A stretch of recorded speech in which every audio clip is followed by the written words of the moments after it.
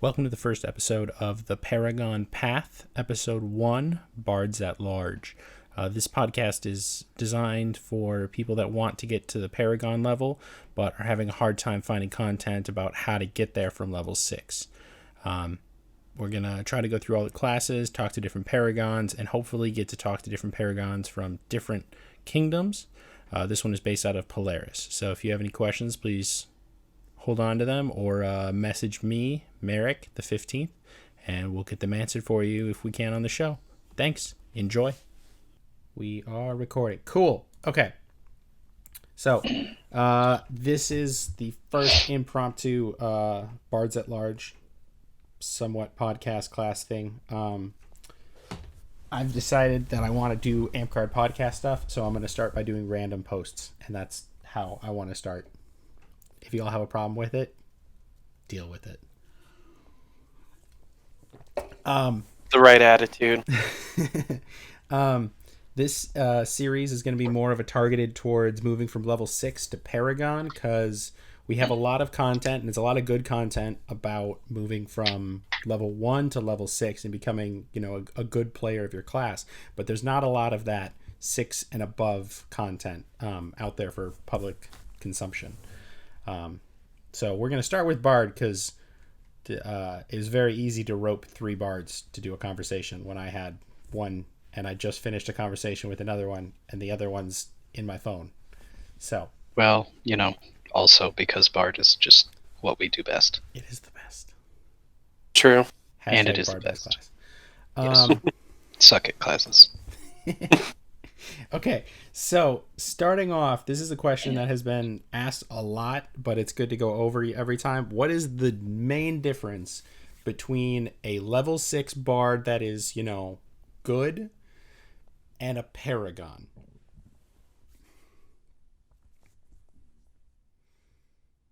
Broton, you're the oldest. Why don't you go first? Yeah. I mean, I'll go with the prettiest, but I know that's a lie. Alright. In my opinion, the difference between a level 6 bard and a paragon bard, at least in Polaris, you should be able to look at the field and your opponents and quickly figure out what's the best way you can benefit your team with your different spells and abilities, since bard is such a rounded caster. Either you are just all-encompassing with your abilities where you can help everyone out, or you can become laser-focused with your abilities. A Polaris Bard, a Polaris Paragon, in my opinion, is worth 4 to 5 people on your team when you are at that level. You might not know every spell, like, back-to-back, but what you do, the spell list you have forged for yourself, you are a force to be reckoned with. Without going greater into it, because I could actually talk about this for like 20 minutes, but I'll pass this over so we don't just hear a lot of, yeah, I agree with what Broton said, since that's happened a lot in my class breakdowns. Which were fantastic, by the way. Thank you. Okay, so my personal opinion on what makes a difference between a level 6 bard and a paragon bard is application of the class's strengths, making up for its weaknesses, and just the sheer amount of use that you put of your class onto the field for each game. So typically, people who have taken the time to play Bard as they're leveling up to level 6 will learn how their abilities work. They'll learn, perhaps a little bit about how their abilities work with other classes' abilities, what's good, what's not, what works, what doesn't, whether they're an ally or an enemy. And basically, a Paragon will be able to utilize that knowledge to the absolute maximum. capacity that Bard has in the game. And they'll be able to show that time and time again from situation to situation, no matter what's going on in the field. And they'll be able to use that to make a big influence.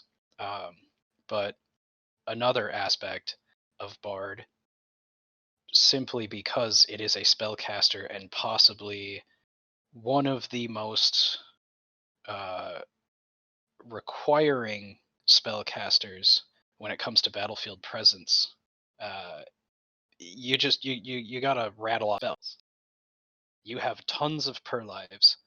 Everything that you take can be doubled, and all of your spells can have massive impact on the field, whether it is giving people their abilities back, or silencing casters, or negating the influence that melee classes have in the game. And if you're just kind of rolling around, casting a couple spells here and there, you're not fulfilling everything that Bard can be. And if you're a Paragon, you are going to be a spell machine gun. So it sounds like our overall arching idea for the difference between a level 6 and a Paragon is that definite versatility and overall excellence all the time, regardless of your weaknesses. Do you guys agree with that? Sounds right to me. Okay. Yeah. So that's the easy question. Now we're going to get into some questions that we're going to have fun with. In today's game, where do you guys see Bard fitting in the meta? Like, we'll talk first about major battle games, large-scale battle games, and inter-kingdom battle games, kingdom battle games, and then at Park, where the Bard kind of fits in the meta, and then Phoenix League as an aside, because it's kind of its own little world of meta that happens.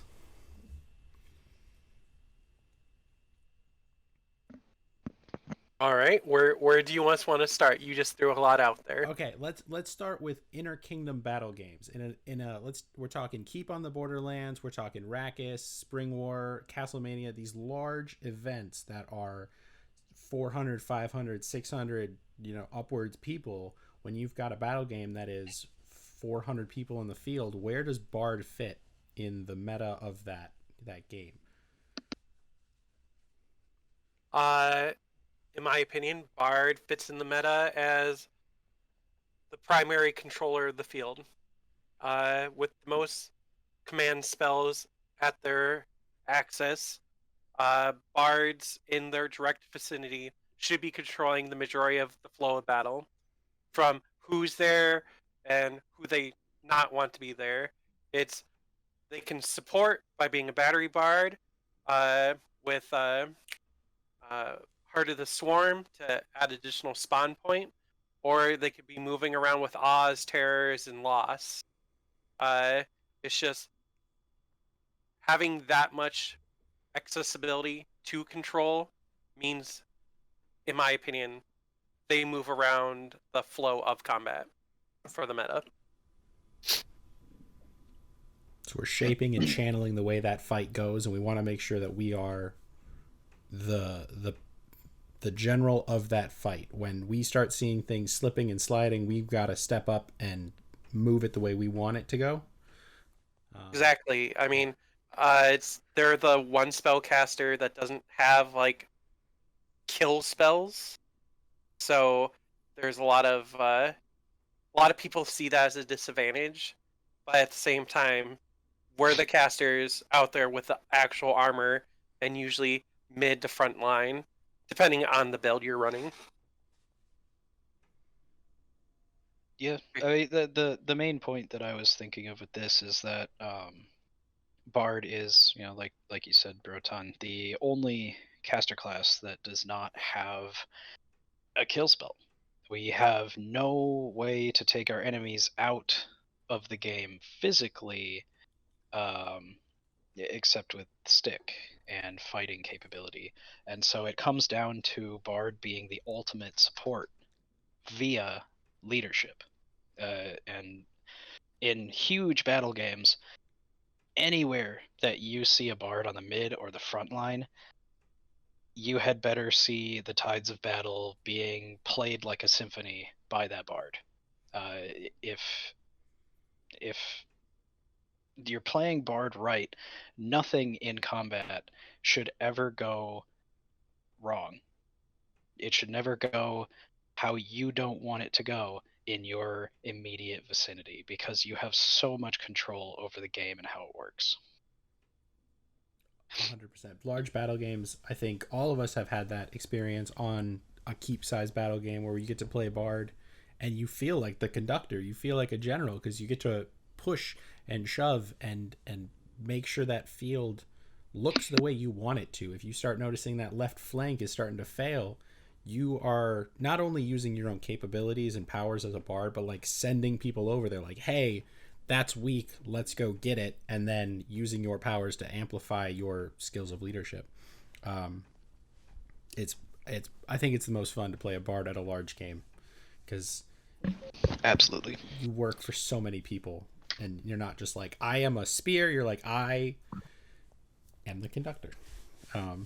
I like the analogy of playing it like a symphony. That's a very beautiful notion of how we manipulate the battlefield. Stepping down to like kingdom events, we're talking like our MAME is our good one. I think normally we have like 50 to 75 people on the battlefield on average, possibly more for some of the larger games. How does that change our tactics, and especially how much more influence do we have on the field now that there's less people? For me, it only changes slightly. Instead of being more controlling of the direct vicinity, I more focus on like a group of like 5 to 8 people around me, and I'm helping control their combat experience around them.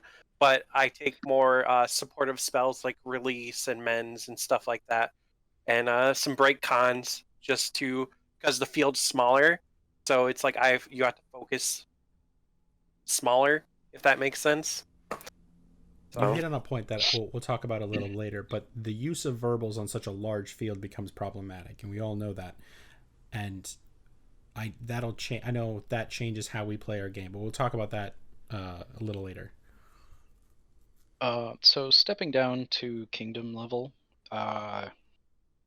going from hundreds of people on the field to maybe 100 people on the field, depending on the event and yada yada.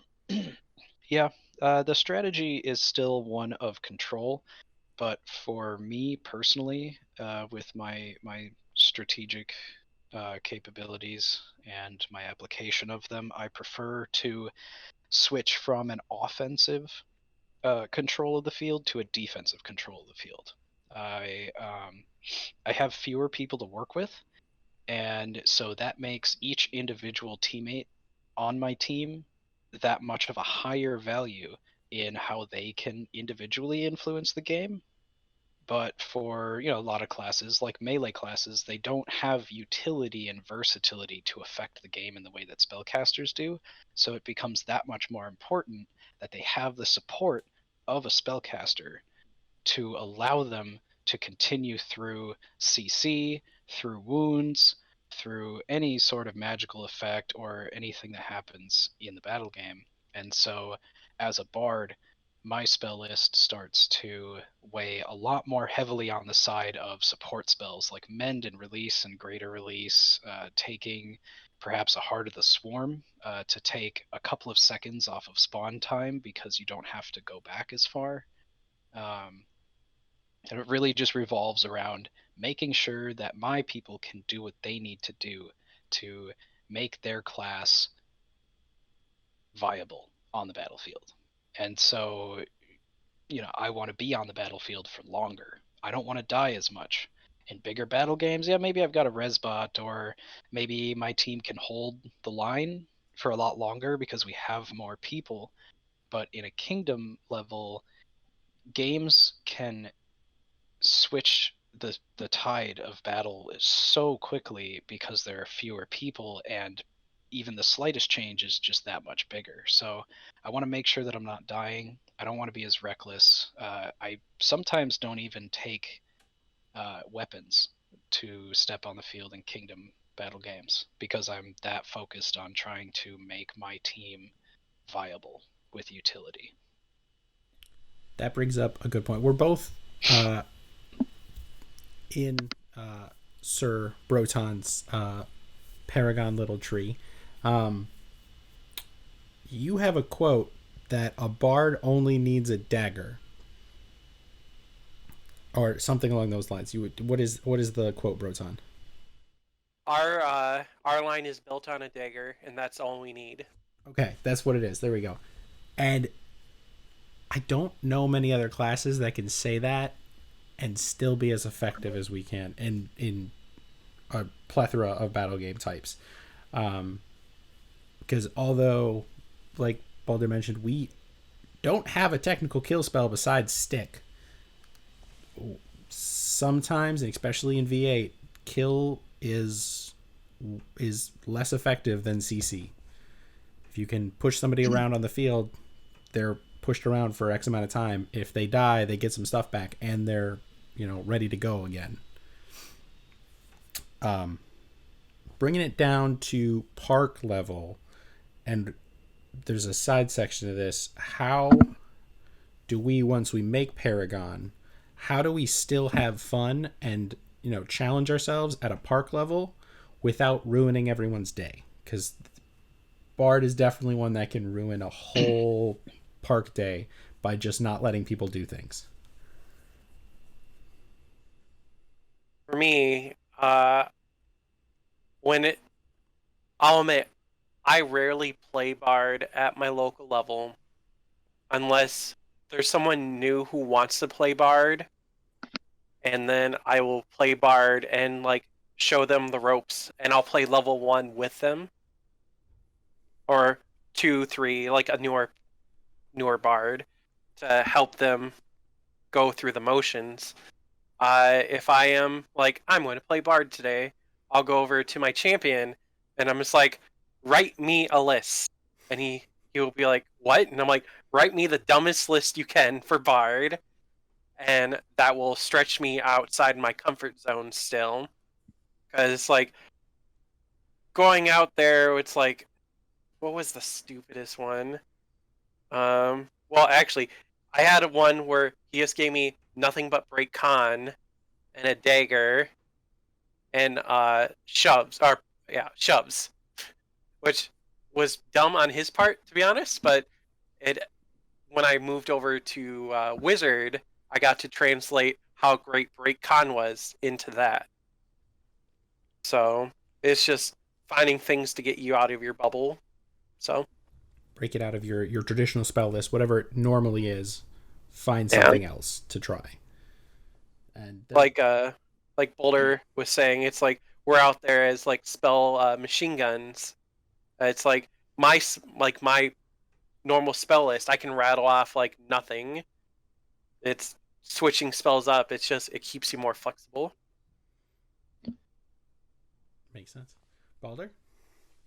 So with any class, the better you become, the better that the influence you're going to have on the game becomes, of course. But with my experience and seeing how my play as a bard has influenced games that I've played in at any level, my personal opinion on bard is that bard is a very potent substance. And the smaller the volume of the game is that you're playing, the fewer people that are playing in that game, the more concentrated Bard's power is going to be.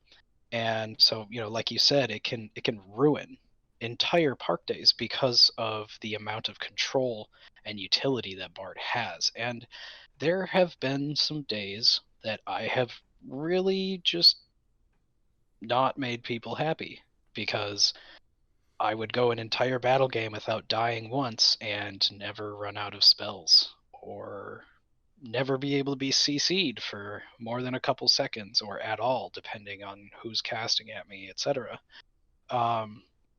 So depending on who you are as a player and what you want to do, at park level, one thing that you can focus on is one of three things. You can either focus on your fighting and try to just fight people as much as possible and try not to be much of a spellcaster in battle games that day. That way, it's a little bit easier for people to handle you. It's a little bit easier for people on the other team to actually partake in the game and be able to do things like spellcast or position themselves. Second thing that you can do is try to work on your flipbook. Your Bard flipbook is one of the greatest things that you can build up your skill in the Bard class, and that is all of your Bard songs and being able to change between Bard songs according to what situation is being presented to you. And so the faster you can do this and the more accurately you can do this, the better you will be, because you can switch up immunities, you can switch up buffs, and the third thing is a lot like what Broton said. You try to figure out a really goofy list that isn't necessarily going to break the game, but might be kind of useless but still really fun. And you can build that however you want. So I know for I think it was my second event as your apprentice, Broton, you gave me the requirement that for the next month I had to play with only per lives and a dagger, I believe was the requirement. No recharge, no per refreshes. I had to figure out how to do everything from just per lives. That was interesting. It definitely gets you really fast at saying those per lives that we have a lot of, because obviously Bard's got our dervish, especially if you're not wielding, a board and a sword and armor. That dervish is super important to take, and you get a ton of spells. So if you make a per life, I think my per life spell list had maxed out Oz and maxed out shoves almost, and then there was a couple little things in there, like a little bit of release and insult, and that was basically just it. And it was cast these, run through the list as many times as possible, and it definitely helped. I didn't think it would, because I was like, I already know these spells. But if you only have those spells, you have to really get good at casting them, because you're not able to defend against someone with a longsword or a greatsword. You've got a dagger and your words, and you get really fast at being like, Pantheon, go, get away. The flip book. So, like Balder said, I'm going to explain it a little as we come up with a bunch of terms. And flip book is the idea of switching from song to song as fast as possible, depending on your situation. It's really important for you to know that you only have to finish the incant of the song for it to become active, and then you have 6 seconds before you have to say the name of the song and start chanting or start singing. That's a very important detail that a lot of people don't realize, because that incant, saying the incant for the spell for the song to start is a lot shorter than saying the incant for the song and saying the name of the song to start the chant. It doesn't require that chant until 6 seconds comes around to maintain the enchantment. I know Balder and I both cut our teeth on that pretty quickly, because it's all of our immunities. Like, It's you could be immune to, arguably the most powerful thing that any spellcaster has access to. I don't know if it's the most powerful thing. It takes up more points than anything else that a spellcaster could get, because if you want to have the flip book, you need to have like 6 points worth of songs. But True. You can gain immunity to anything If you're fast except for Dispel, if you're fast enough and you switch fast enough, and you can also get armor breaking. You can get basically a no death like restart with Song of Survival.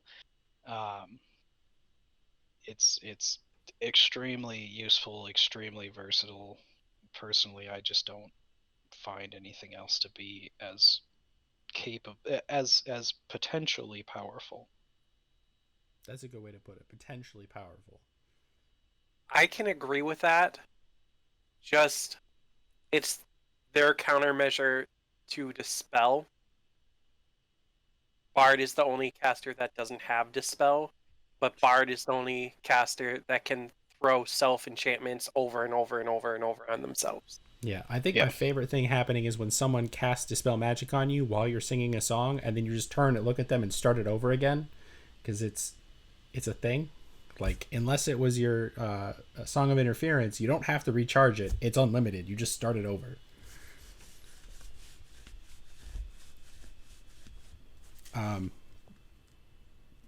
I'm gonna go off script a little bit from what I told you, Zach. Broton didn't get this list of questions beforehand, so he's going off the dome. What are your go-to spells for like things that you definitely need to be good at to be a Paragon Bard? We talked about flip books. That's obviously you got to know your songs, know what they do, know how to switch in and out of them really quickly. What are other songs or other spells that you really need to focus on?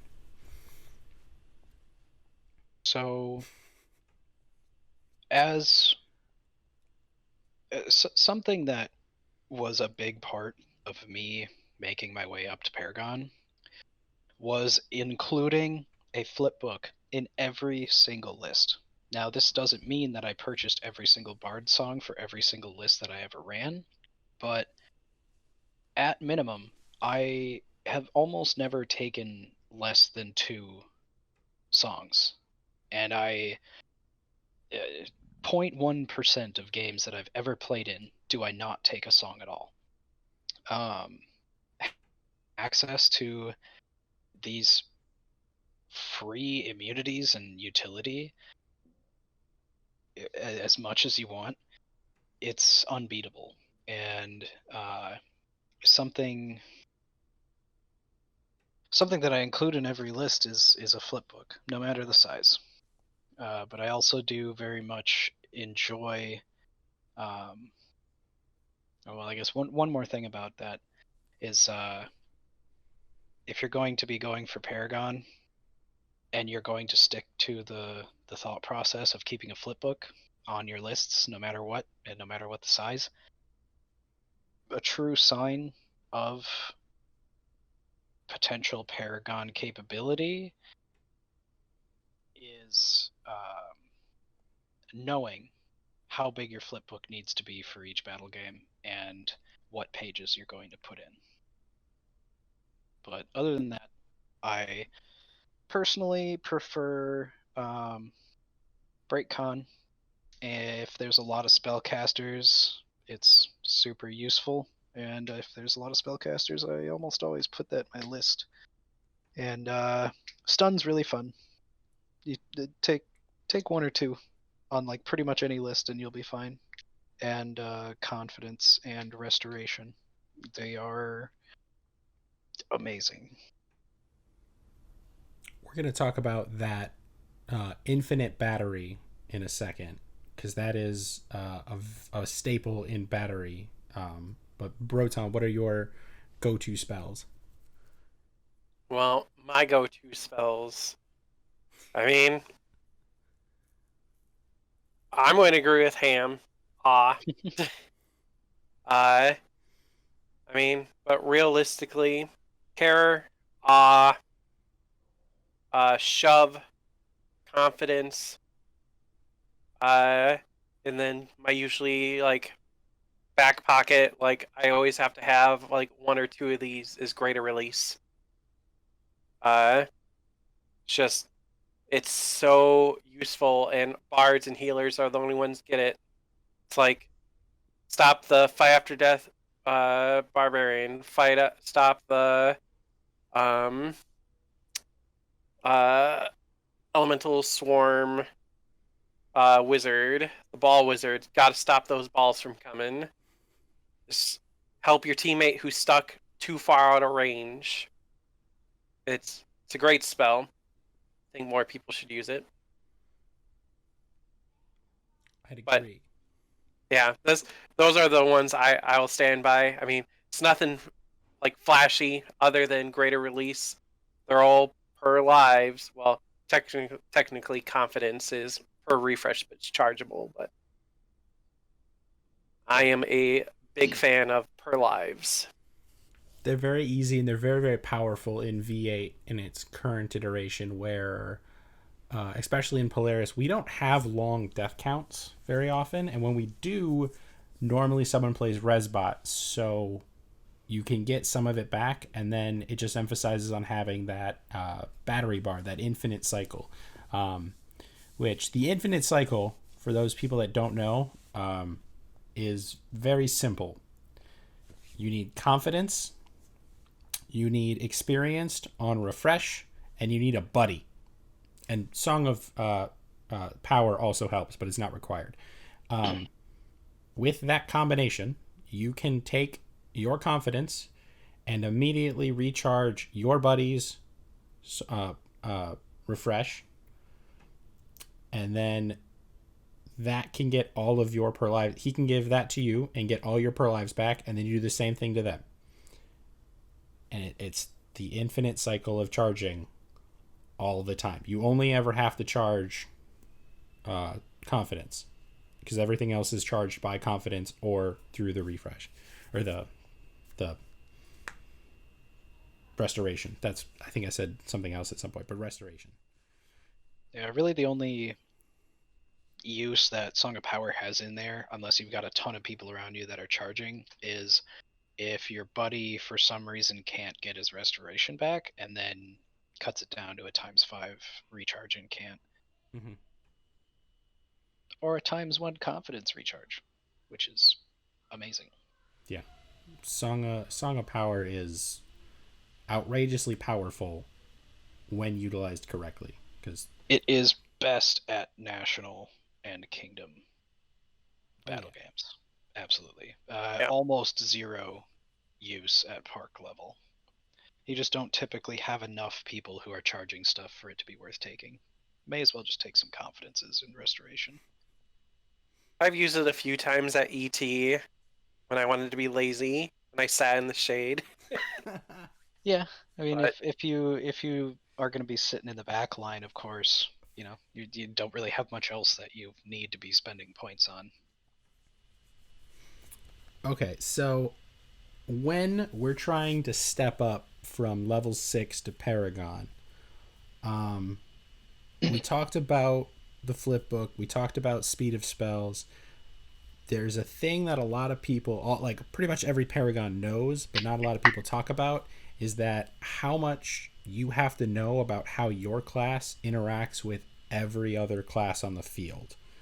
And that sounds like a lot of information, but it's not as bad, because you have to just know generally. I know for Balder and I, it was running around literally the country for about 2 years, just driving everywhere and having in-depth conversations, learning how our spells interact with other spells and other classes, and what we can and can't do with other classes, and finding those weaknesses in builds and things like that to fix it up. What are some of the big things that you realized during your Paragon path that were connections that you found out between other classes that worked really well, or interactions between spells that make a huge difference in play?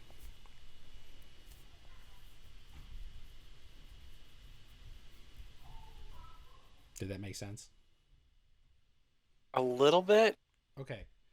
Yeah, it's I mean, most of the things that we discovered on our way up in Paragon Bard had to do with interactions within our class. But well, I mean, also like the interaction of Phoenix tiers with Bard songs. How does Song a of Phoenix Survival, tier? Yeah, a Phoenix tier. Well, that interaction, but also that Phoenix tiers gives us Phoenix tiers and then a free use of our songs, because it's, you get a protection spell. or you get a free protection enchantment, and all our songs are protection. Yeah, you just have to be careful when using it with Song of Survival, because it could really mess up how you're using that. And especially with the cheese with Song of Survival that we have discovered is a huge problem as well. You should explain that Because cheese. yeah, so if you're using Song of Survival and you go insubstantial, there's nothing that says that you can't continue chanting. You simply go insubstantial from taking a wound that would have been fatal. Yeah. So if anybody at all pulls you out of that insubstantial state without you saying I return to the material, or I return to the physical world, I return to the physical world, and you have continued chanting, you remain in Song of Survival. And if you have Phoenix Tears, you go insubstantial and frozen at the same time, technically. And so if you're frozen, you can't continue the chant, which means if you don't die within 5 seconds, your Song of Survival ends, and you are unable to continue it. And then if somebody, say shatters you because you're frozen, you don't you don't get to keep that. Well, they can't target you at that point though, correct? Because you are in. If you have Song of Survival going and Phoenix Tears as an enchantment, and you die and become insubstantial and frozen, you are the only one that can remove yourself from insubstantial without an outside force. If someone shatters you, they can't target you with shatter because you are insubstantial. Anyone with release can still release you from your insubstantial state, though. Yeah, but that's an extra layer of weird defense. Yeah, but it's still one of the main ways that people have been getting around that cheese. Mm-hmm. The infinite life bard, I think we've used a couple times now, where it's super useful in dungeons. Yeah, as long as the bard keeps quests. Singing and never stops singing Song of Survival, and they're insubstantial, and someone releases them from insubstantial, they've never stopped They've never stopped Song of Survival. And Song of Survival states once it's been activated to save your life, quote unquote, it can't be activated again within the same life. If you don't stop, you're not activating it again. You're not starting it again. You're just keep it going. So I believe it was an ET dungeon that Balder literally jumped into pits of lava and was attacking the boss until he died, kept singing Song of Survival, running back to respawn. I'd release him as he's at the respawn, and then he'd go back and do it again. It just kept happening over and over again because he just wasn't dying, technically. Yeah. And the lava didn't deal any wounds to me. It just instantly killed me once I entered its space. Landed at its space. So I wasn't taking any wounds to inhibit me from doing further things once I was out of the insubstantial. Ham, you asked if you stop chanting, you can't activate Song of Survival again. That is only if you have entered the insubstantial state. That is imparted by Song of Survival. Yes. Mm-hmm. It's a definite weird side effect of Song of Survival that if you keep chanting, people can keep pulling you out. And basically, as long as you don't get wounded in like a leg or an arm, you just keep being full back up. Because you still retain your wounds in Song of Survival. That's an important detail that a lot of people miss. If I'm fighting Balder and singing Song of Survival, and he takes off one arm and then the other arm, only the last wound is countered. So I still get my last wound refunded, essentially, but my first wound is still there. I still have to deal with having a wound. That's an important detail that I know a lot of early players miss on Song of Survival because it's a long paragraph you have to read into very carefully. Well, I can just tell you guys are clearly from Wisconsin since you found that cheese so easily. It's a lot of car rides. So, from my journey, what I experienced between Bard and other classes is this. It's more or less the same journey. It's like I think every Paragon uh, should be looking for is, like you said, how we interact with other classes.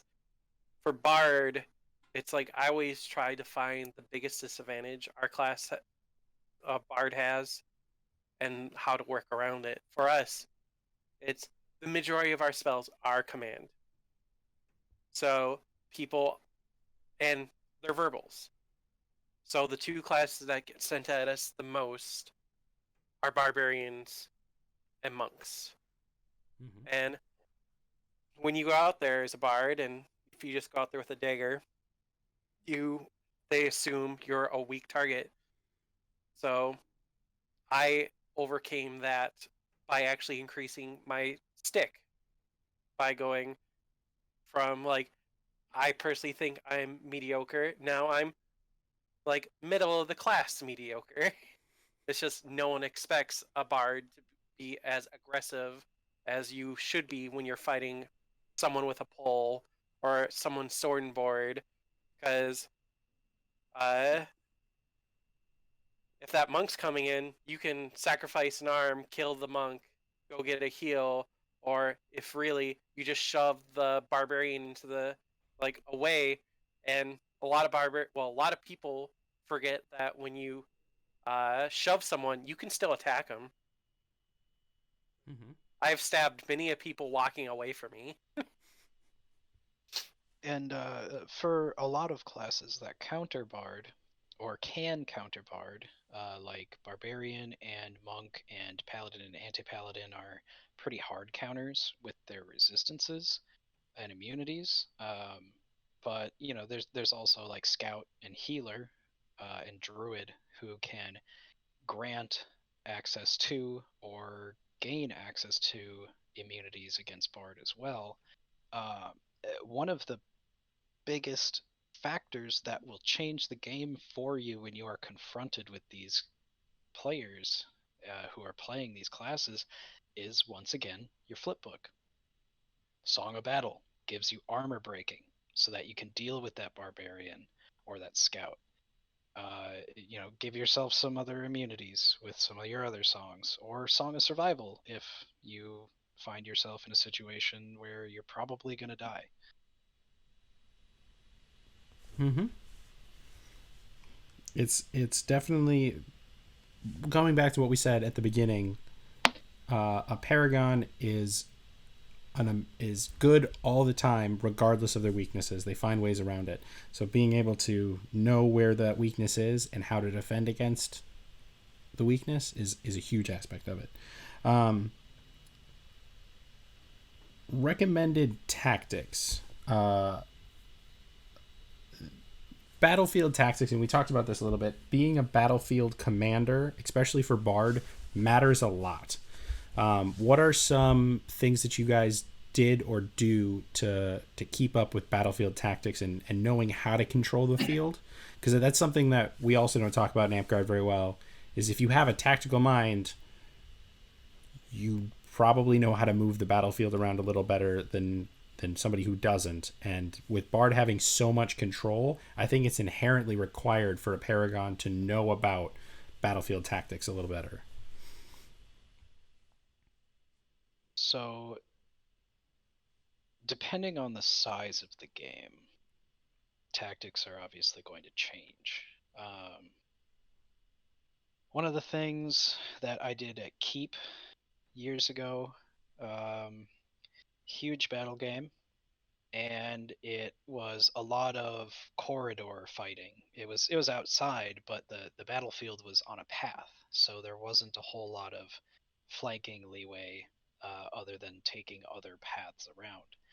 And so the main thing was to keep your front line alive. And so what I did for that game is I read the room. You know, I've got a lot of strong frontliners that need to stay alive, so I need to focus on utility for my list. But there's also a lot of range stuff going on because people want to be able to batter that front line as much as possible, and everybody's concentrated in a small space, which makes ranged stuff even more powerful. Throwies and arrows and stuff can just bounce around and get tons of hits. So you get Proprage, protection from projectiles from a healer. You gotta read the situation and build your spell list off of that, based on that. And so I spent the entire time releasing and greater releasing and confidencing and restorationing all the people around me, and we absolutely slaughtered the other team because the other team didn't think to do any of that, while we had 2 or 3 people focused solely on keeping our front line viable. And for a Spring War game, it was a lot of open space. And so, again, I got protection from projectiles. And because there were a ton of people, I took some utility and I picked a partner, and I just kept that partner from ever being stopped. I kept that partner's armor up, and since I have protection from projectiles and I could sing songs to give myself other immunities, I was also pretty much unstoppable. And we basically just walked around the battlefield just as a sphere of influence because I read the room and I made strategic decisions, and Bard is built to succeed when those types of things are done effectively.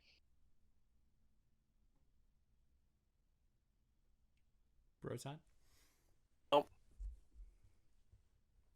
All right, here's some spicy takes, unpopular opinions on tactics. Yeah, let's do it. So, when you're going for Paragon, like if you are seriously going for Paragon, doesn't matter the class, Bard, since you're all about controlling the room, you don't care about the other team's fun. You're there to win. You're to prove that you are the best, your team's the best. When I'm going for that, for tactic wise, I have 2 options on the field. Well, after I read my team to see what I'm working with, then I either pick off the 3 worst people on the other team or the best player on the other team. Because all you have to do is crush the 3 worst people, then they do worse, dragging the rest of the team down. Or if you pick off their best player, then they lose the gung-ho, which loses the encouragement for the rest of the team. And as Bard, you have the power to do that by controlling what they can or cannot do. Does someone like to move around? Cool. You are staying away from combat the whole time. Oh, you're not good at fighting? I'm going to insult you and have you fight me the whole time. Why I make everyone watch us, demoralizing the people. It doesn't make me feel good, but at the same time, when you want to prove you're the best, that's what Paragons do.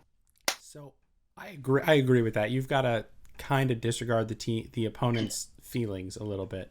If you're going for Paragon and you want if you're to really trying to 100% show off, yeah, like you've got to really show that you control the field, and a lot of controlling the field is making some people have no fun. Now, if they're also going for Paragon, they should know how to counter that and be like, I need a friend, or I need a different caster, or I need to organize something else. If you're better at ruining their fun than they're better at ruining your fun, you're probably the better Paragon, is my balance on that. If, like, I remember specifically a keep on the Borderlands before I got my Paragon, I was battling it out with a wizard on the other side. And I've met him a couple times now, and he's from, he's an Annihilus. He's down from, or he's in the Wetlands, and he's a great guy. Complete ass to me the entire keep during every battle game. And he did a really good job of making sure I didn't do what I was supposed to do.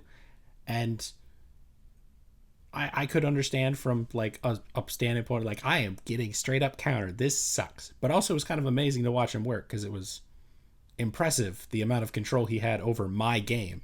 And I think that is, like you said, Broton, if you can control someone else on the field and make them control their field more and impact them without question, you have succeeded in proving like I'm better at this. It's my prime targets whenever I'm going for a Paragon is other wannabe Paragons or Paragons out there, because they're out there with the same goal as me. And like you said, today I'm proving I'm better. Mm-hmm. But at the same time, something you take with a grain of salt. If someone's doing that to you, they recognize you are a threat. They recognize you are the problem that has to be dealt with. So it's either you have to overcome it or they overcome you, which is the goal. So it's a compliment. That's how I justify it to myself. Yeah, but it does make sense. Yeah, I mean, yeah. I was just gonna say, if we are doing spicy takes on "So You Want to Be a Paragon Kid," Let's do it. Let's get spicy. Well, do we want to save that and do that now? Because I got a lot of spicy takes on Paragon. I mean, let's or do we want to save that to the end? I mean, I've only got 2 more questions. This Oh. is pretty easy. We're getting all right, let's answer those questions, and Okay. let's just do some spicy takes. at the end. All right, we'll do spicy takes. Okay, so, of the 3 main styles of Bard, what is the most?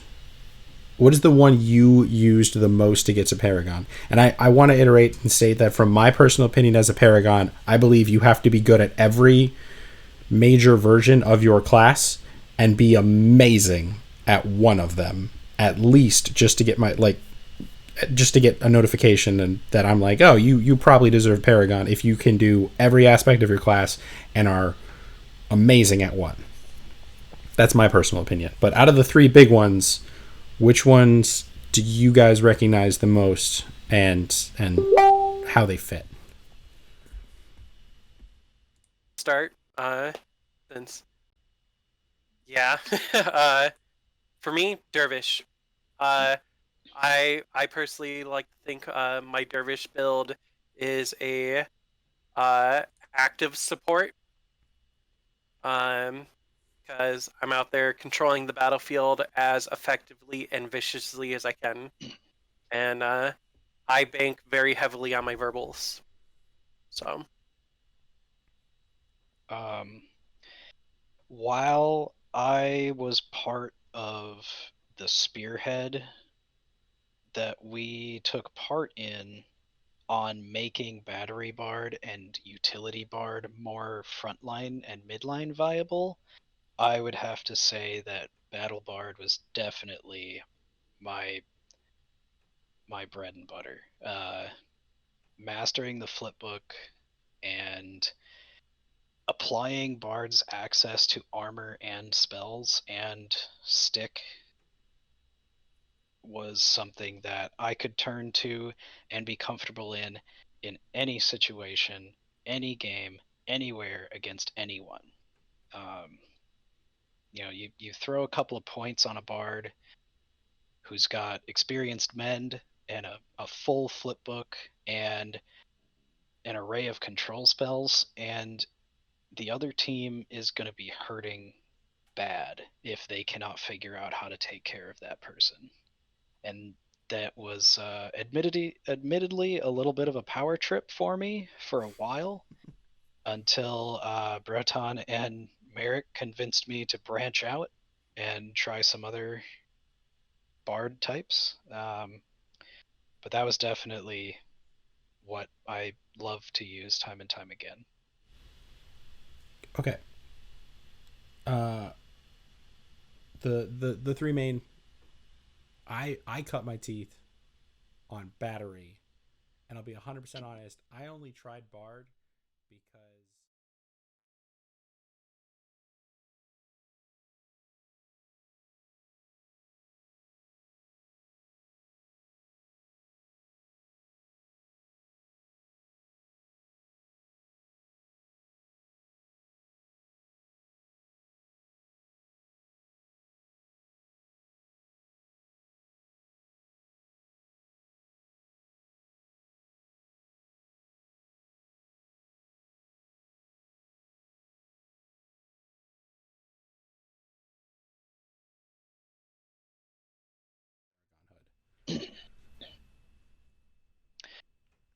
Definitely my first Spring War. There was a very quick battle game type. I don't remember exactly what they called it, but it was kind of like Phoenix League. Basically, you just put together a team of like 8 or 10 people, whatever it was, and everybody gets on the field, and you just have to move an object from the middle to the other team's corner. Goblin Bomb. And what? It was Goblin Bomb. I was part of that Krat team. Yes, that's what it was. And Haj and I really wanted to play. And if any of you don't know Haj, he is a Paragon healer and a Paragon wizard. Also another fantastic spellcaster. We'll be interviewing him at a different time. So me and him really wanted to play, but we didn't really have a team. And we were down there with some people who were currently doing work somewhere else for the event. So we didn't have anybody that we knew. So we just kind of grabbed whoever we could find who would agree to play with us. And we ended up with 4 barbarians and a monk and a scout on our team. And, none of these people had like their top amount of armor they could wear. Half of them didn't have weapons, so that we had to get them weapons or loan them weapons. And we ended up going against who's Charlie with his fight company? Justicars. Justicars are super good in certain battle games. They're renowned for their battle game ability, or at least they used to be. They haven't been as active lately. And we ended up in a game against them, and through knowledge of our classes and sheer willpower and literally grabbing people and throwing them at the enemy, we managed to win that game by 1 point. And we upset them so bad that they didn't even play the next game that they had. And I think that day, just personally for me, showed me that I had what it took to become a Paragon Bard, and it was ultimately what inspired the next 8 months that I spent getting that Paragon Bard. Awesome. Broton, I know yours might be you were playing Bard very heavily during the V7.5 to V8 transition, right? Yes. Okay. So what is that story like for you getting the Paragon Bard from that fun transitional period? Well, it's 7 to 8 is just 2 different beasts. It's to be honest, it's super hard for me to pick a moment, just because it's, in my opinion, the moment you think you deserve it is the moment you get spiteful. When you don't get it. And I've been in that boat for like a few of the classes. But I'll just share one from a quick story from V7 and V8, because I just don't want to use up a lot of time. But the moment I knew I was ready, well, I believed I was ready when I was part of a 5-man team that went to a park in Polaris, and between me and 4 other guys took on like 35, 38 people on our own. And using my Bard abilities, I just disrupted the middle of the field so hard. They trickled into the other people, and when I was dead, they had to funnel them back in. And just how strong control spells are. But for V8, game testing V8, having my opinion like listened to, or at least it felt like it was listened to, made me feel like I was ready. And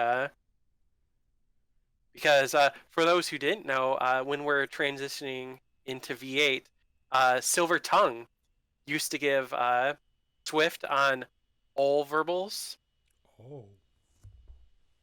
And when you go out there with Dervish, Silver Tongue, and just tons of shoves in a racquetball court, and you don't let two people out of the corners for a whole game, then like 2 weeks later, the spell changes. Coincidence? Maybe. I'm not going to say that was the thing. I assume other people figured that out, but that felt really good. So That is, from the balance point of looking at V8 now, thinking that Silver Tongue gained all Swift, all verbal Swift, sounds.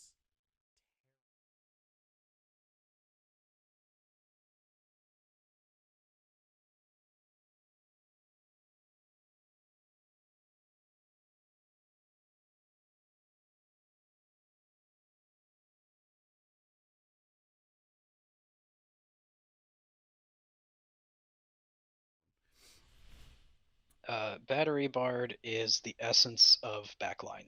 Other than Resbot Healer, Battery Bard is a staple of backline play when it comes to Kingdom and Interkingdom battle games.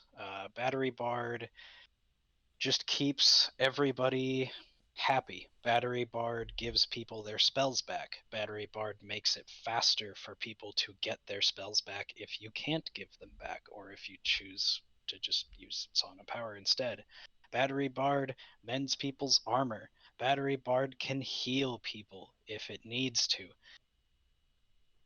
Battery Bard is exactly what it's called. It's literally a walking battery.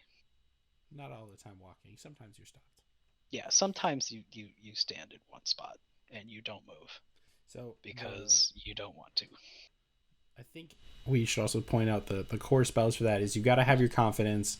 You should definitely take Restoration, that is experienced, and then Song of Power. If you're going to be a battery bard, you want those definitely. It's 5 points to get everything to technically be a battery bard, and then everything else is just icing on the cake. Yeah, so Song of Survival or Song of Visit, any swifts or ambulance that you take,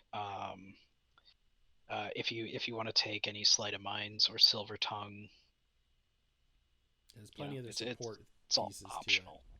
to it. But Battery Bard is. I know for a long time I ran Battery Bard in almost every list because it was 5 points. I was like, I can give up a level worth of points to always be useful. I moved away from that later because, especially like at small battle games, it's just not useful. It doesn't do too much. I mean, no matter what level I'm playing Battery Bard at, I always like to take as well an Experienced Mend, because you can just slap like 6 of those on an armored person and they're good to go again.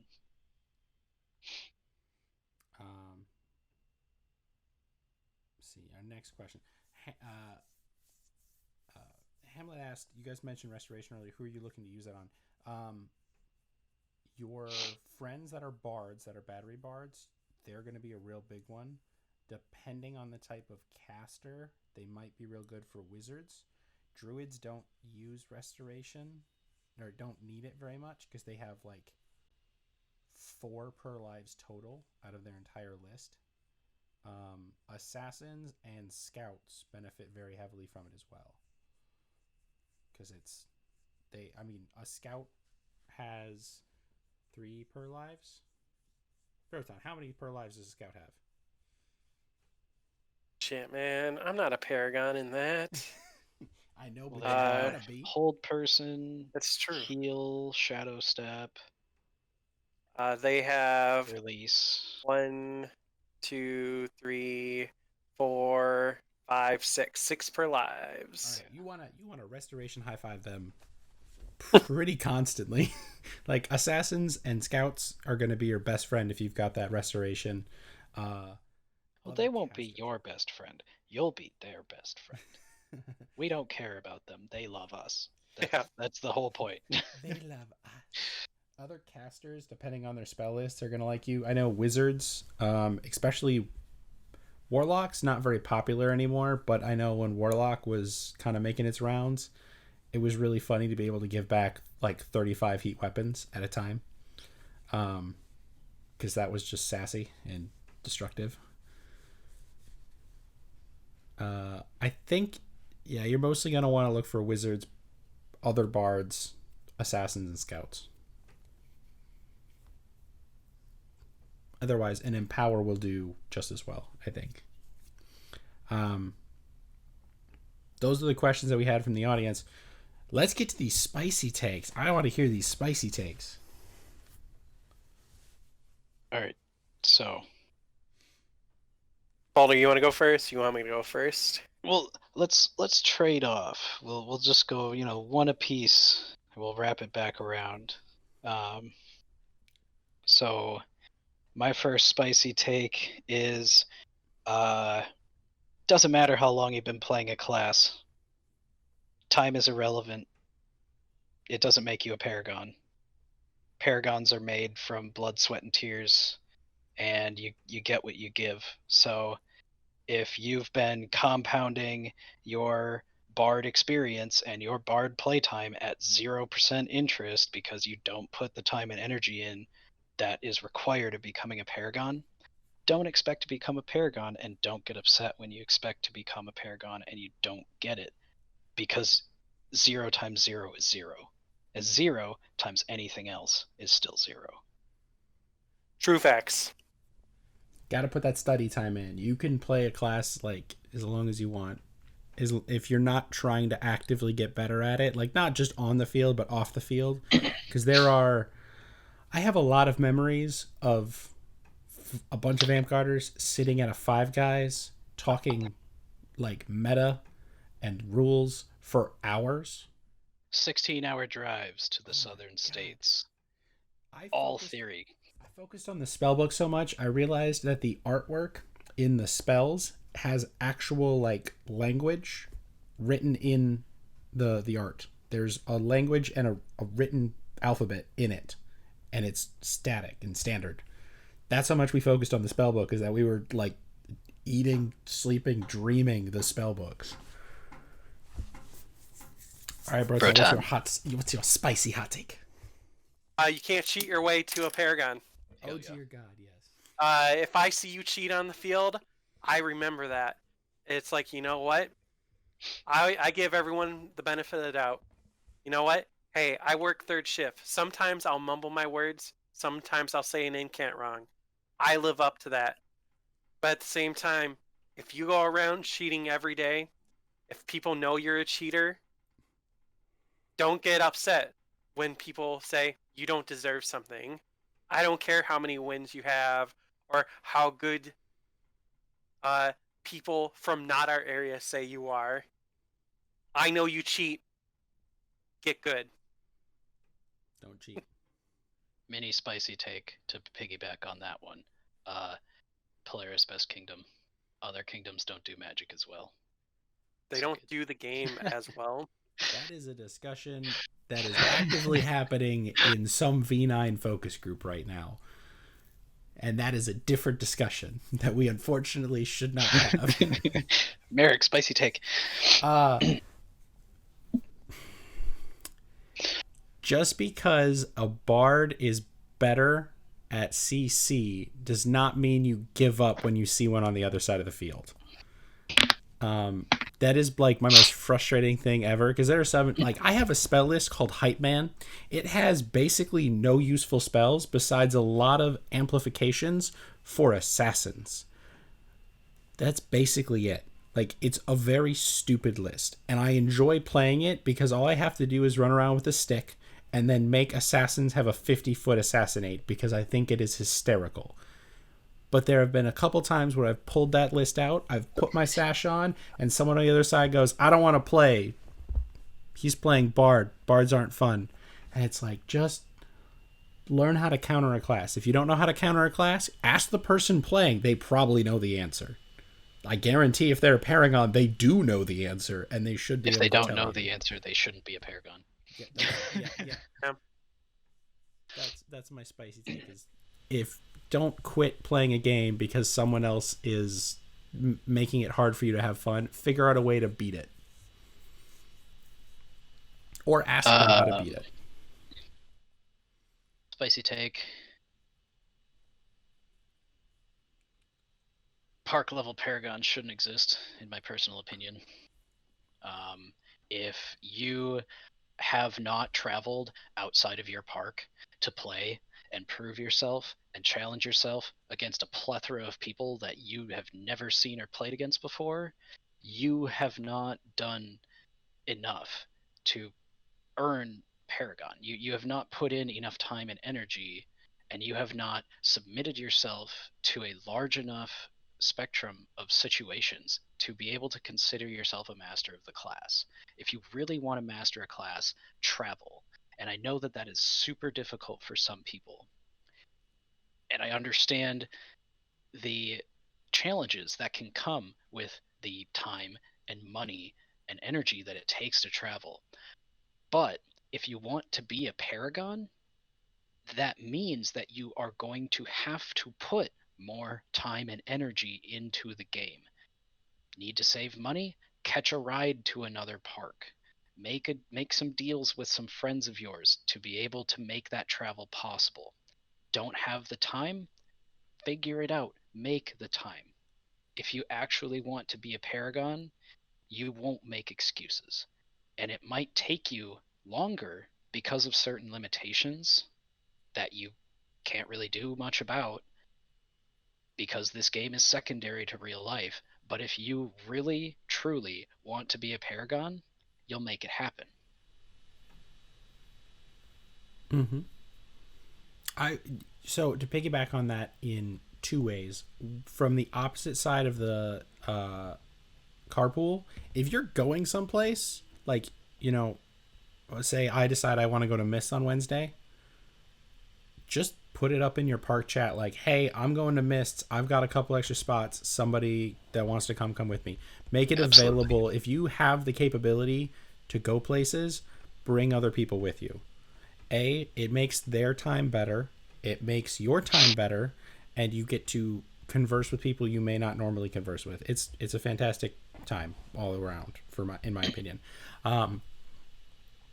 Second,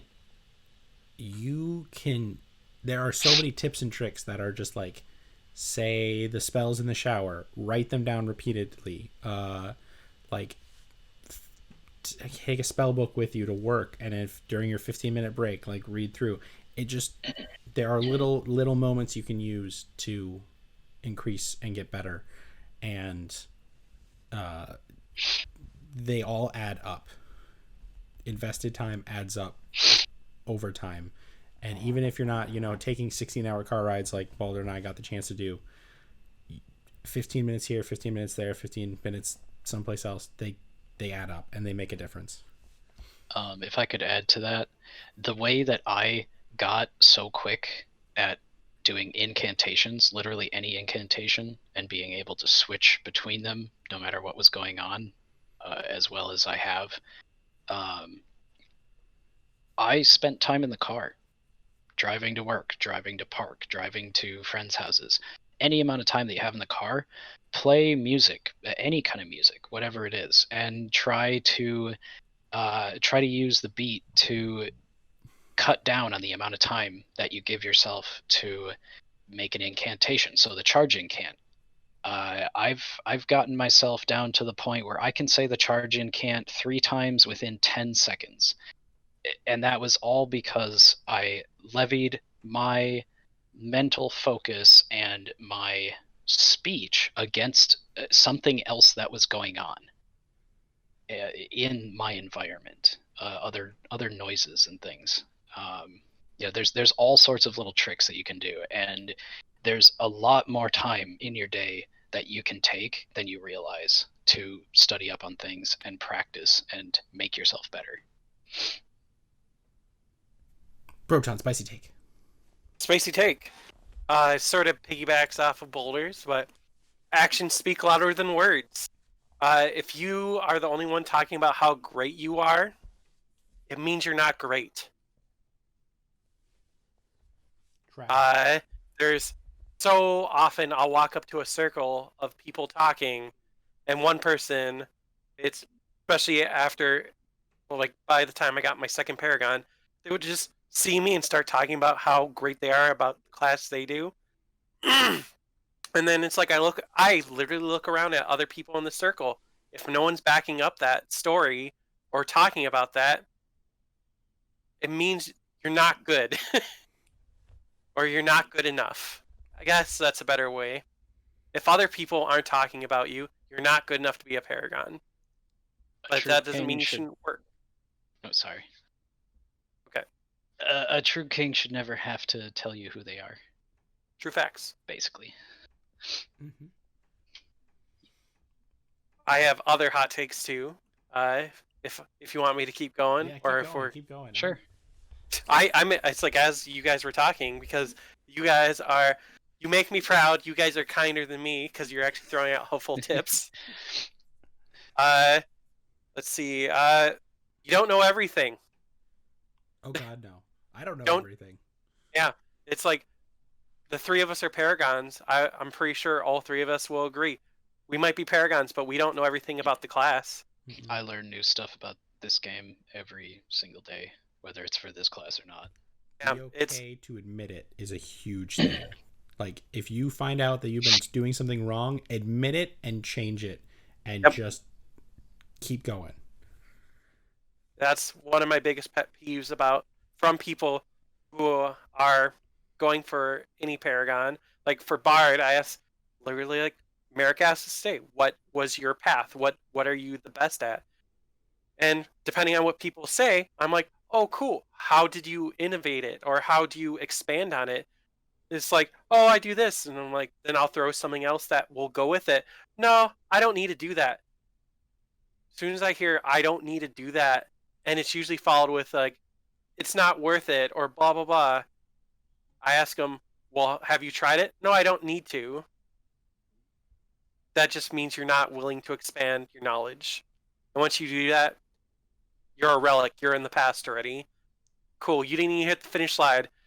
You're in 12th grade and you quit senior year. Good job, kid. That's a spicy take. Do it. Spicy take. If you're not making enemies, you're not trying hard enough for Paragon. I want to caveat on that in a little bit. Broton, I remember a period of time where even though I was your apprentice, I'm pretty sure you fucking hated my guts because every single time I stepped on the field, you didn't do a damn thing. And maybe it was a little bit spiteful of me to shut you down for a short period of time, but I needed to prove myself, and I wanted to do that against the person who was basically a huge part of what would prove that I had proven myself. Oh, it's stuff like that's what you need to do. I'll admit I was a little butthurt, but it's more I need to get better. Yeah, I mean, I cannot count on my fingers and toes the number of people in this kingdom alone who at one point or another have been so upset with me, who didn't want to play whenever I was stepping on the field with a blue sash on. The number of people who left a battle game or left a park day because I played Bard. Hey, it's okay. We all love aggro. It's fine. Well, this isn't the goal. This isn't the overarching goal, is to ruin people's day. But if you're going for Paragon and you're serious about it, you have to be able to prove yourself on the battlefield, as they said earlier, regardless of people's feelings. And sometimes that will happen. Actually, a lot of times that'll happen if you're really gunning for Paragon. And if you think that you're gunning for Paragon and you're not getting Paragon, and you're confused as to why you aren't getting Paragon, take a second. Think about how many people you have upset because you were doing that much better than them in that game. And if that number is 0, you need to change something. You need to change something up. You need to learn more. You need to study up. You gotta get good. It's it's one way to put it. I would like to point out we are not endorsing you to make actual enemies. We're endorsing you to go and shut people down and do really well in a battle game, and then maybe emphasizing on the fact that you are equal to or better than somebody else in the field that is really good, or another Paragon. I find the best way to do that is once you've gone through that battle game and made them feel bad, go up to them and be like, hey, so I shut you down because I was legitimately terrified what would happen if you weren't shut down. Like, if I didn't stop you, we would have lost. So I apologize you didn't have fun that game. I'll target someone else next game. But this was legitimately a compliment of me going, hey, you're good. I needed to stop you. And then move on. Want to double hit on that one? Yes, it's a lot of people like ask me why I'm so friendly after games. It's usually because I feel bad if I stomp someone, and because no one wants to be that guy. Yeah. But at the same time, you have to be that guy sometimes. Especially in a class that doesn't have a kill spell, we have to do CC, which is a lot meaner than kills. And I specifically remember I got talked to by my knight about this.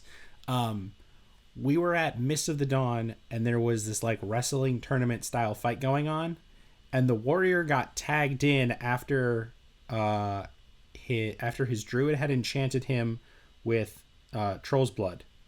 And I had 2 sticks and was a bard, and I killed him. And then when he went to Troll's Blood, I went up behind him, put my stick between his legs, released him, and then bounced my stick back and forth until I killed him that way.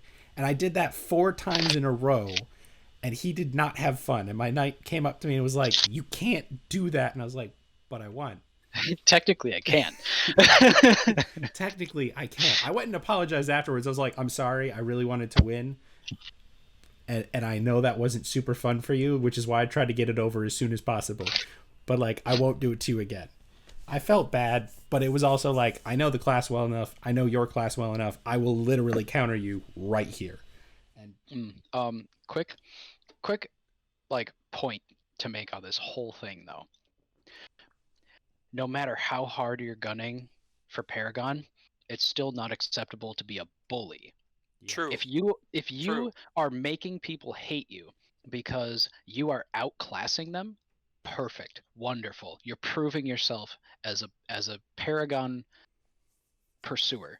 But if you are dominating a game because you are simply going after people who don't have good experience, or you're going after new players, or you're dominating people who you know for a fact can't challenge you, you're not gunning for Paragon. You're being a bully. There's a fine line to walk there.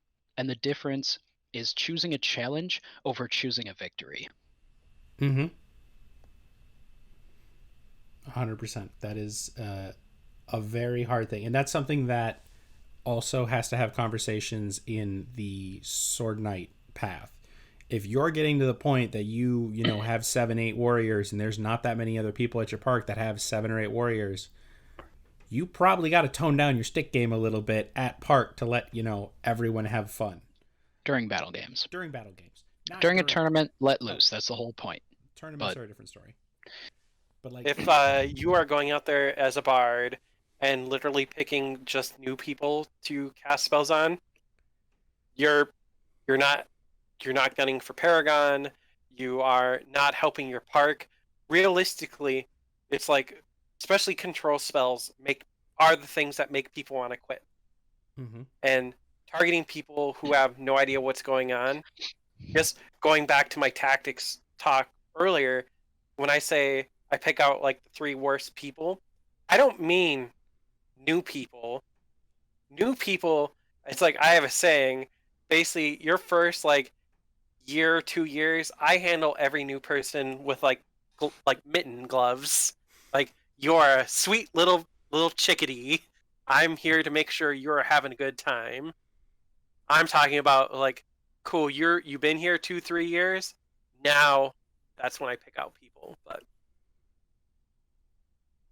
It's a good thing. at the same time, also, even if you're going for Paragon, if you're picking the same person every week, that's just borderline into bully territory.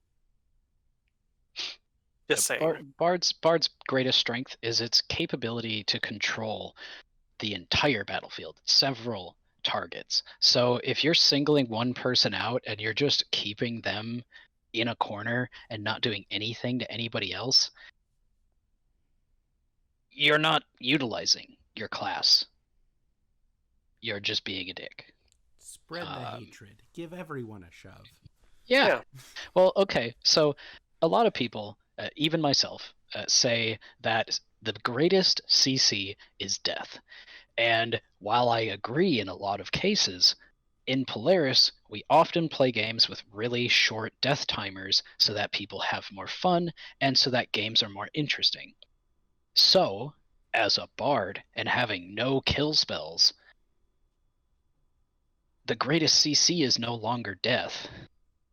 The greatest CC becomes, how much can I stop you from interacting with the game in order to be a problem for my team? You can't win if you're not playing. That all And and that can become a bit of a problem in really small games with someone who's really good at playing Bard. There are tons of counters to it, but not everybody works like that when they play this game. But essentially, another point to look at if you're going for Paragon is not thinking, how can I kill this player? It's thinking, how can I make this player's influence on the game that we are currently playing as close to zero as possible? And in large battle games, the best challenge to prove yourself in is seeing how many people you can do that to at once. If you can make that image of the shark swimming through minnows and there's an empty circle of around the shark, if you can make that your life, you have succeeded. Because it's fantastic. Also, do not cast confusing spell combos at new players. Also, make sure that teams are properly balanced if you're going to be running Ring the Bell and there's a bard. There's a lot of problems with playing target-based, like single target objects with a bard, because like even a heavy objective. Heavy objects just become very one-sided if there's not a counter to the bard on the other team. Because like I distinctly remember at ET, like within the last, well, I guess it's not a year now because it's 2020. Damn. Anyways, I had a chest in my hands that was a heavy object, and we had like 12 people on the field against a team of 4 or 5, and they were all wolves, and wolves are actually kind of scary monsters in packs. And I just walked the entire way and just cast at everyone. Did not care. It worked, but I like broke the game doing that. And then I did it the way back a different way. So if you're gonna, that's another thing. Once you get Paragon, you can't stop learning. That's my spicy take. Don't stop trying to get better once you get Paragon. You can't get the award and then stop being good. That's like taking a white suitcase. That's the silver suitcase. You're taking a silver suitcase. You got that Paragon, now you stop being good. Don't do that. Get better. The one quote that I like to apply in that sense is once a king, always a king, once a knight, never enough. If you were truly passionate about getting your Paragon, you're not just going to drop it. You're not just going to stop playing. You're not just going to stop trying to get better just because you got it. There are plenty of people who have gotten Paragons who that's how they acted, that they got it and then they just dropped it immediately. Stopped playing, didn't care anymore, got what they wanted. Don't be that person. It's one be of the passionate. one of the about it. reasons I take my apprentices is because they keep me going, they keep me learning, they allow me to bounce ideas off of them, and it's like these two right here, Merric and Balder, I can easily say they are better bards than me. They took the drive that helped me get mine and they expanded on it, but at the same time, by them learning, it helped me learn more and it helped my drive keep going. So it's just keep going. I got a spicy. The Well, journey's never over. And even if you're somebody like Broton who wants to, get a Paragon and then immediately start going for another Paragon, that doesn't mean you just drop the class that you just got Paragoned in. You can use all of those skills and everything that you learned getting that Paragon and apply it to another class in so many ways. And dropping a class and all of its potential and all of the experience and knowledge you gained from getting Paragon in that class in order to pursue a different one is such a huge waste. Mm-hmm. I got a spicy take that's less spicy. It's like buffalo hot sauce. Medium. If you're not teaching as a Paragon, or you're not teaching as you're preparing to become a Paragon, you're not doing it right. True. Paragon is kind of like knighthood. You gotta start spreading the wealth and making sure that the game continues. And like, you may think you're the best right now, but if you teach somebody else that stuff, they might see something you didn't notice and make it even better. And if you're not willing to teach or help make your class better overall, you probably shouldn't be focusing on Paragon. You could be focusing on being a really good player, but Paragon comes with the weight of teaching and training and helping, like knighthood. And Broton here's got both of them. Yeah. Spicy take, gatekeeping means that you don't care about the game. You only care about yourself. So if you're going to gatekeep, maybe just fucking don't. We should identify the difference between gatekeeping and standards, because that is a legitimate discussion going around Amtgard right now. What is the difference between gatekeeping? They're talking about award standardization on national Amtgard level, but what is the difference between gatekeeping and a standard to something? Like, we have the standard that you have to win a kingdom weapon master or weapon master to get your 8th or 9th warrior, whatever it is. Like, that's a standard. Is that gatekeeping or is that a standard, is one of the questions going around. So when you say gatekeeping, Balder, what are you talking about exactly? So for me personally, gatekeeping versus having standard. Having a standard means that you have a goal in mind that something needs to meet in order to get a reward. It's attainable. It is something that that people can achieve, and it allows coming generations in the game to learn and grow and achieve what you have achieved, to become as good as you are. Gatekeeping is getting to the top and then trying to make sure that no one else can get to the top as well, or get past you. And so gatekeeping doesn't come with goals. Gatekeeping doesn't come with achievable objectives. Gatekeeping is keeping information so that you can keep your power. And so, the best thing for this game that you can possibly do, and if you are really passionate about being a good player, is to have a standard and not be a gatekeeper. Because if you actually give a shit about the game, and you actually give a shit about challenging yourself and growing and learning and being the best player that you can be, everybody else needs to get better too. You can't get better without challenging yourself. And if you're at the top and you make sure that no one else gets up there with you, you can't challenge yourself. And if anything, you're just going to get worse.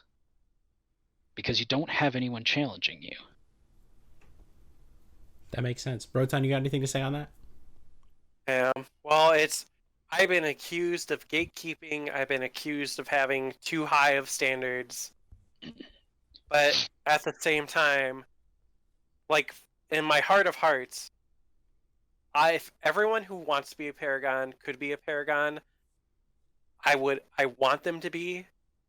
But at the same time, we have a standard of what a Paragon is. Whenever we lower that bar, it lessens what it is. And I don't care who the person is. I might dislike the person, like severely dislike the person, if they hit all the check marks, which the majority of people in our kingdom have. It's like, I'll admit, I only personally think 80% of our Paragons are up to my standard of what a Paragon is. Other were through nepotism, and it's just, let's just do it to them because they played it, but that's for the monarch to give out at the time, and it's their prerogative. But no one should gatekeep. Everyone should have the opportunity and ability to achieve it. And if someone thinks they're being held back, literally go talk to other Paragons of the class. Everyone, it's like we've only made 2 bards after me, and it was you two. But it's like, every time we sat down, we talked about what you could do better and where we could go from there. And people who are going for bard would sit down and ask me my opinion, and I tell them, these are literally the things you got to do.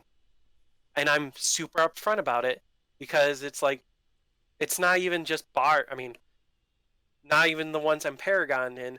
I usually get asked about other ones, and I give my opinion on it, and I'm forefront on everyone about where they are in their abilities.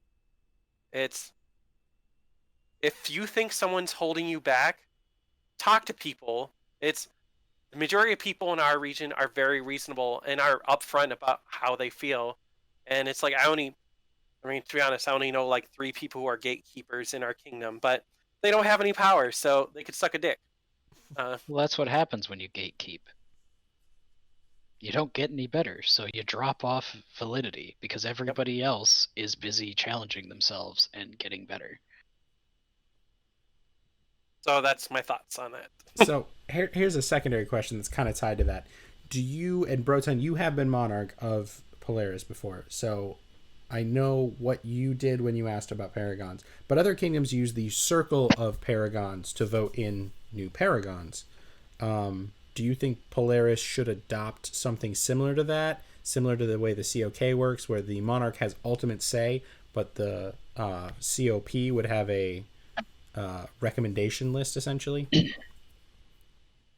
Depends on if people would agree to keep a standard. It's like, my biggest problem is not every Paragon, or not every person in our kingdom has the same standard as I do. And it's literally, when I'm told you have to have a standard and you're holding people to a standard that's not achievable, I hold people to the exact same standards I hold myself to. I held you both to the same standard, and you guys excelled at it. So in a smaller circle, I would agree with it, because then it's like, the smaller the circle is to begin with, the easier everyone can agree on what it is. But at the same time, from the circle of Paragons I know from other kingdoms, it just becomes a giant circle jerk, and like, we have control over this, which whenever you give people power, that's usually what happens. Nepotism breeds nepotism. Yeah. Because they don't have standards So to meet.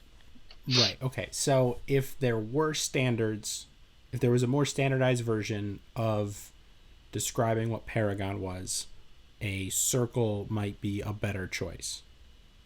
if I mean, those standards well, are like written in the rule books.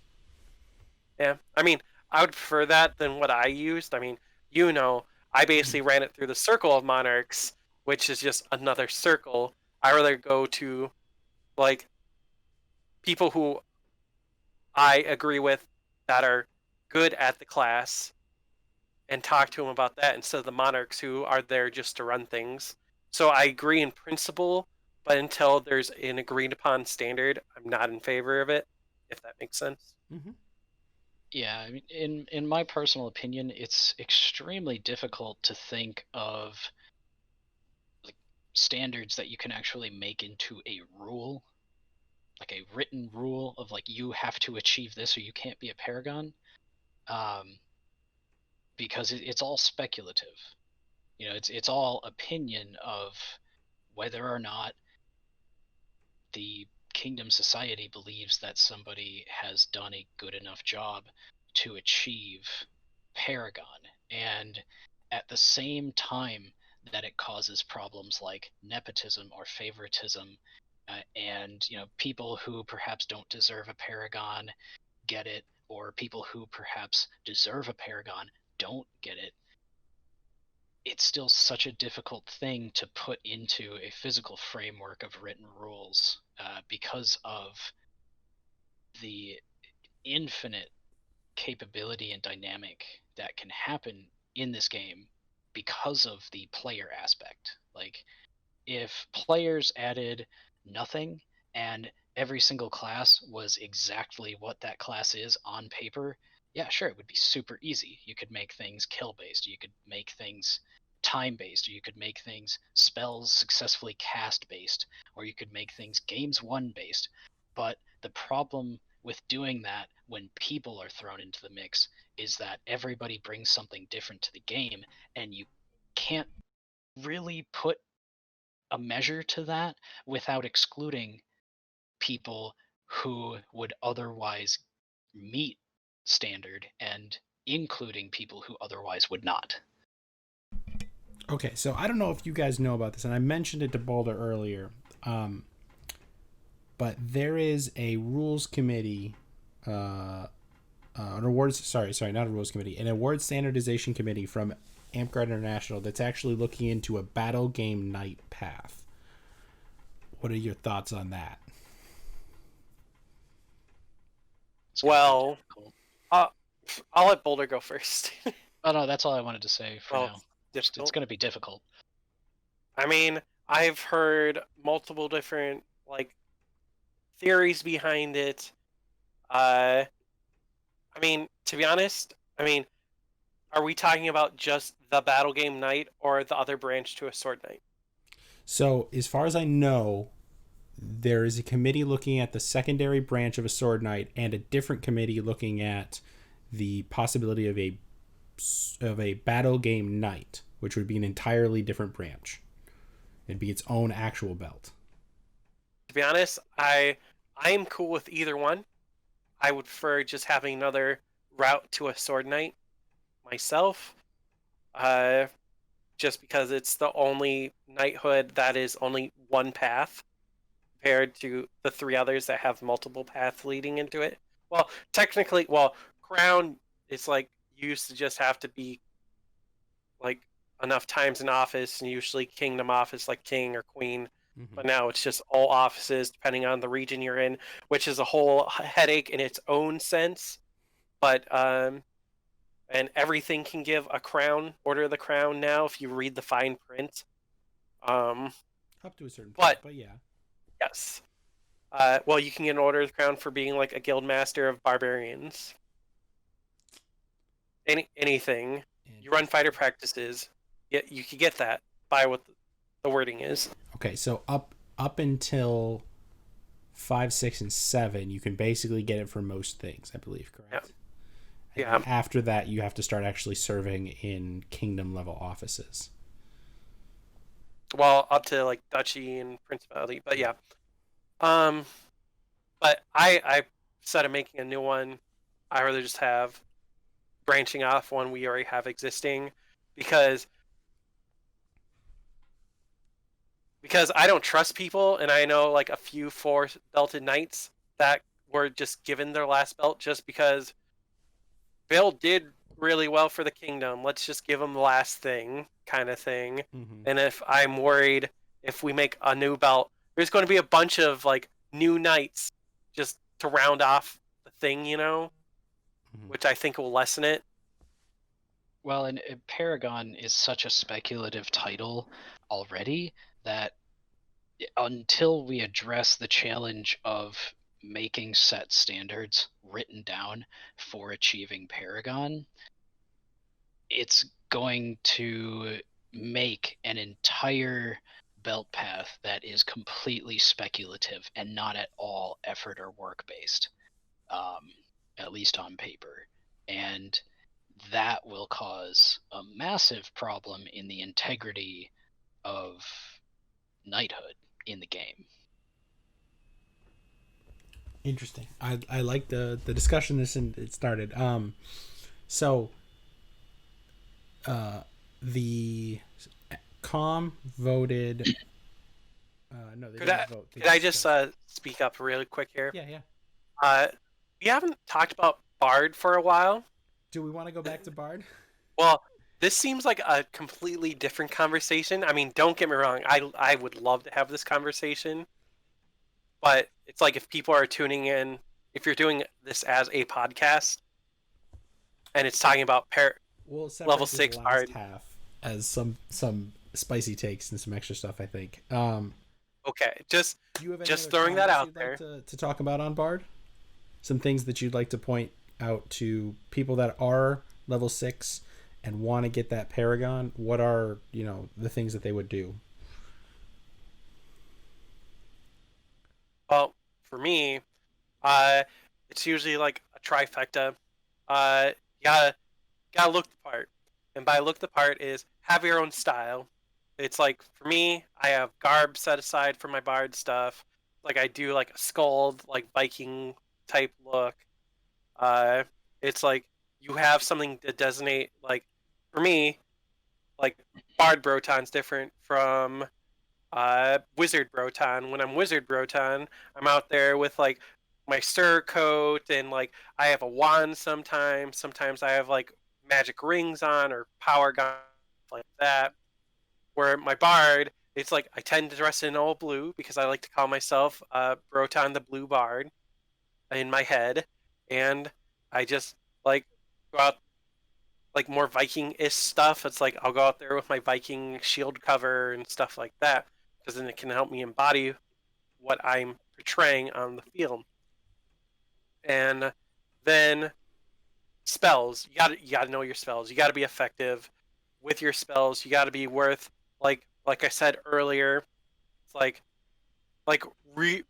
being reasonable. It's 3 to 5 people. I personally think majority of paragons in our kingdom that I say our paragons are worth 5 people, and I'll take them 5 over 5 like randos any day. Then lastly, for every class, it's different.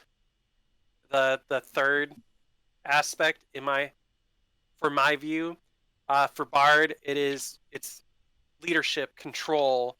It's like how well you, as Balder said earlier, how well you conduct the battlefield. Because it doesn't matter which build you're doing, a Bard should be able to influence the field greater personally than other spellcasters, where a healer is out there, yeah, healing and like popping people back up, but they're not warping how the battlefield works. Or a druid's out there throwing enchantments. Yeah, they're out there making monsters, but at the same time, it pushes out and doesn't move in. If you think of a battlefield like a wave, Mm-hmm. a bard is moving with the wave. Other classes are spearheading or pulling in. They're not doing both at the same time. Makes sense. Balder, any final tips or things that you'd recommend for people that want to get to that Paragon?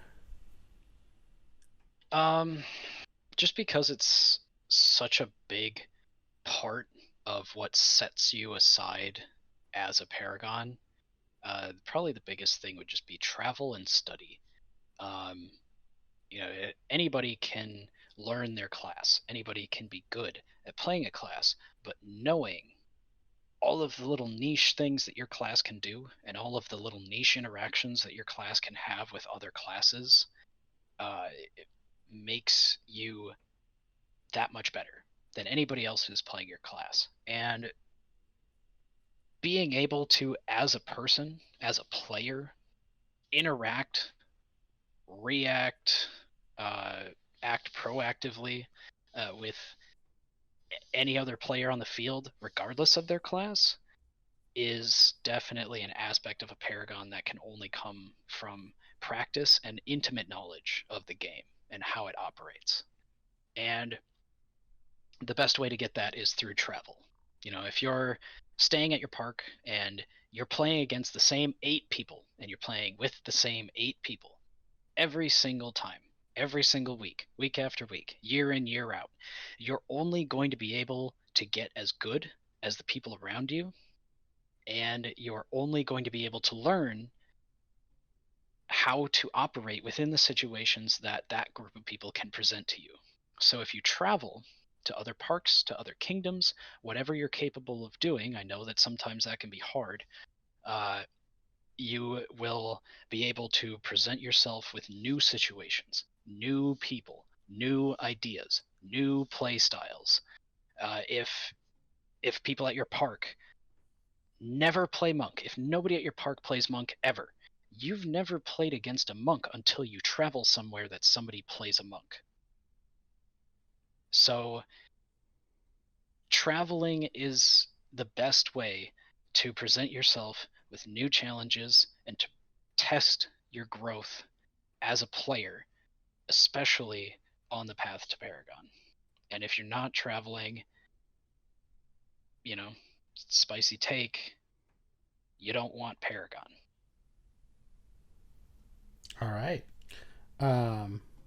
I think that covers everything we've got.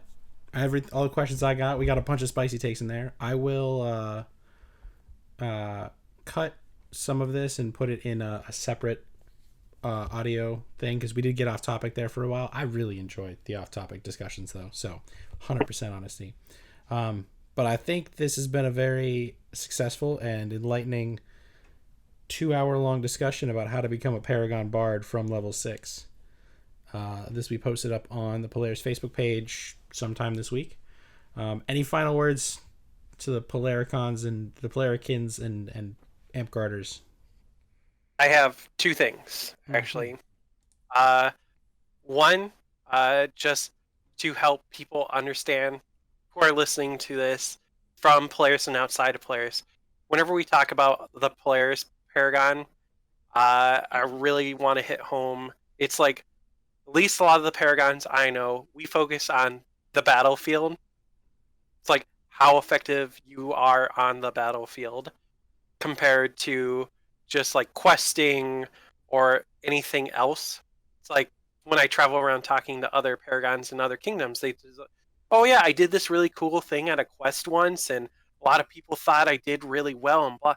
It's like, that's cool. Don't get me wrong. I love stories like that. I love stories, but at the same time, cool. You're a good quest bard or you're a good quest whatever. I personally think Polaris is very militaristic when it comes to our actions. When we travel, doing things like that, we move as a kingdom. We fight as a kingdom. Our units are as good as we want from our kingdom. And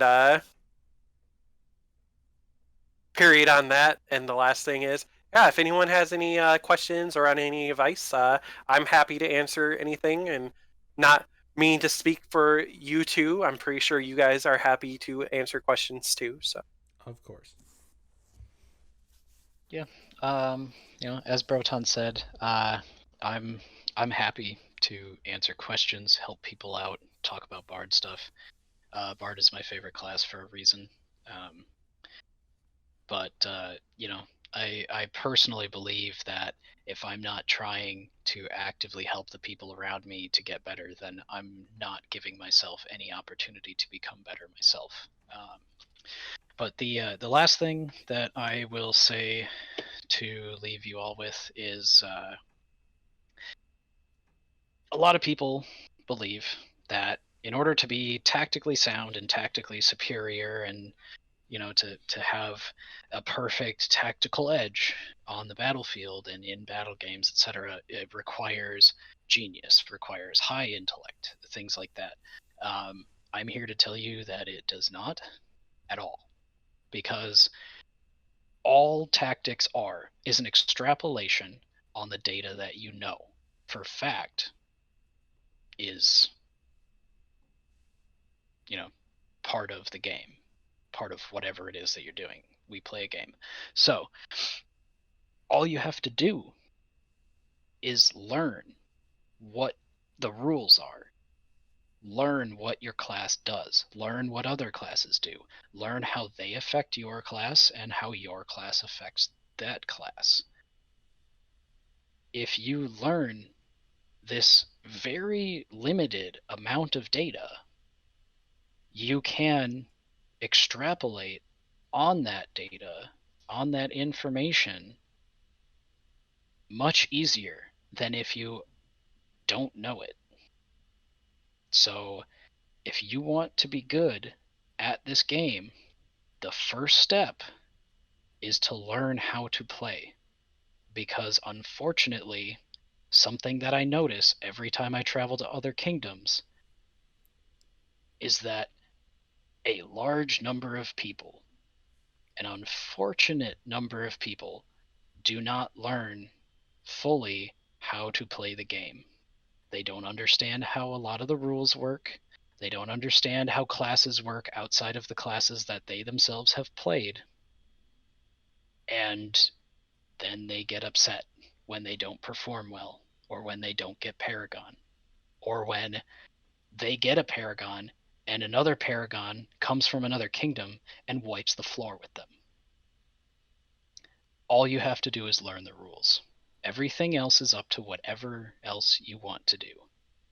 But you can't do anything else unless you know what the rules are. All right. This has been 2 hours basically on the nose of us talking about Bards, Paragon Bard class. I will continue to do series like this in the future, and everything I do will be posted up on YouTube and the Polaris page. So follow for more stuff. Thank you, Broton and Balder, for joining me tonight, and we'll see y'all next time.